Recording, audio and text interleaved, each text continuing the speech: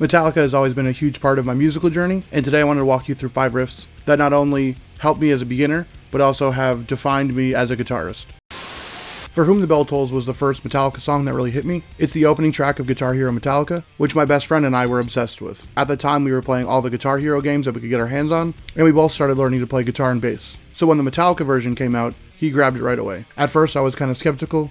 I wasn't sure what I thought of the band, and he tried showing me some of the songs from the Black Album, but it didn't really grab my attention. But then the game started with their iconic intro, and then it went straight into For Whom the Bell Tolls, and this one riff caught my attention instantly.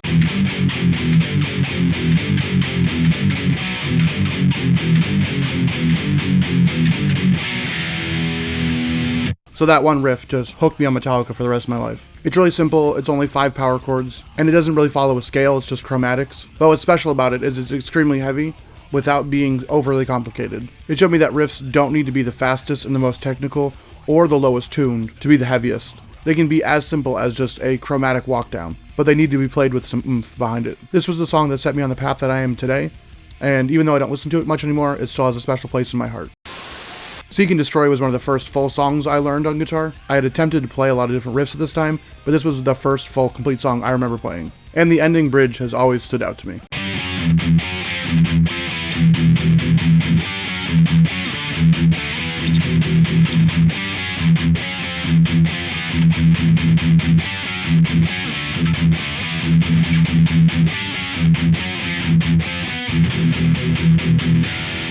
And this riff is another example of simplicity can be a really good thing in music. It's not hard, it's just another chromatic walk down. This is one of the first chugging riffs that I learned. It's got a lot of the palm muted low E string.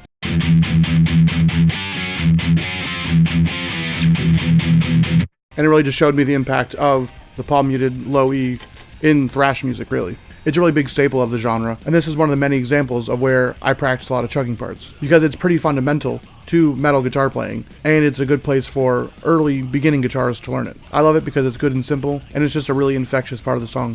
Fade to Black is not only my favorite Metallica song, but it's also my favorite song of all time. I really love the dynamics in the song, especially the ending harmony.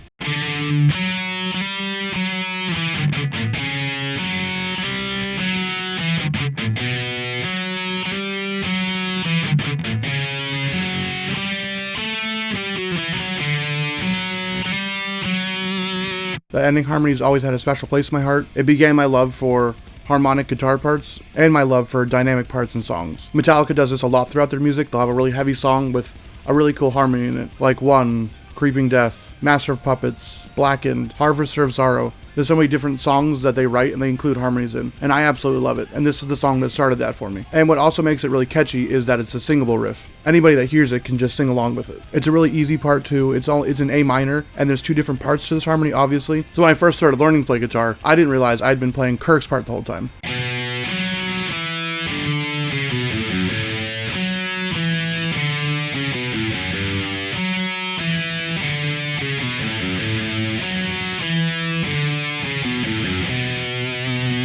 So I had been playing that part for years and years at this point, and I didn't realize I was playing Kirk's part until like last year when I started learning more guitar parts for this channel. That's when I realized James was playing the other part of the harmony, and the 2 combined to make a really just moving piece at the end of the song, and it's a perfect part for Kirk to solo over. It has created a love for harmonies for me, especially Metallica harmonies, and has also led me to love more melodic metal music, like melodic death metal and melodic metalcore. So I owe a lot to this song. This song taught me that you don't need to be fast and technical to convey intensity. Sometimes you can try to invoke other emotions in your music. Sometimes the emotion in a harmony can hit just as hard. Enter Sandman is probably the first song that a lot of us have learned to play on guitar, myself included. It was a really important early song for my teenage thrash band. We used to play it all the time together, and it really taught us the importance of keeping in time together and how to play with other musicians. This is also one of the songs that we tried to record as a cover. I don't have the cover, I wish I did. To record it back in the day, we had just a shitty microphone that we pull all the way back from the speaker because we didn't realize that if we just turned down the amp a little bit, it wouldn't keep clipping. So we'd have the speaker all the way across the room. We'd play our guitar parts without a metronome. I don't know how we kept in time with each other, but it didn't sound as bad as I thought it would. Probably would sound bad now if I got my hands on it, but the main riff of Enter Sandman taught me a lot about songwriting.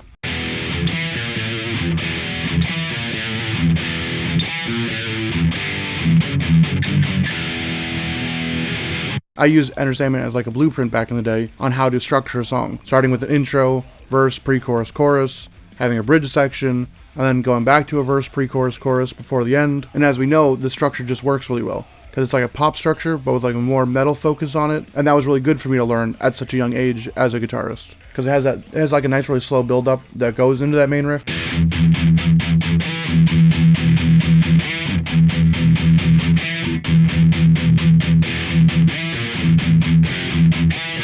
It taught me that you can structure a song around one riff and just play around with the notes a little bit in different arrangements so that every part of the song stays fresh, but also has a really cohesive feel to it. And a lot of my early music followed the same structure, having intros, verses, pre-choruses, choruses. And then we got the last riff, one of their most iconic. It's from the intro of Master of Puppets.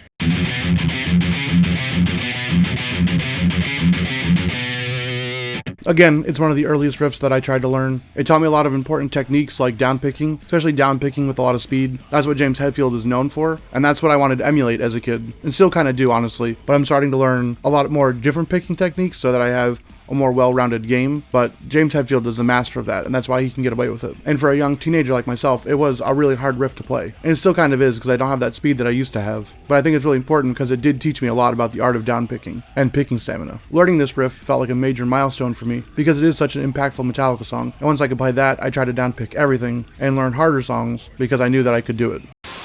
So that was 5 Metallica riffs that influenced me. They still have a really big impact on my playing. I still find myself playing them, even though I might not listen to most of those songs anymore. I still take the lessons that I learned from those riffs and try to apply it to my writing today. But let me know which Metallica riffs influenced you, and how they influenced your playing and writing. If you made this far in the video, thank you for watching. If you enjoyed this video, I want you to check this one out right here. I took a look at From the Bell Tolls, the song that started this journey for me. I looked at the history behind the song, looked at the recording process, and did a cover of the song. So if you enjoyed this one, I think you might enjoy that one. Thank you for watching. I'll see you in the next video. Peace.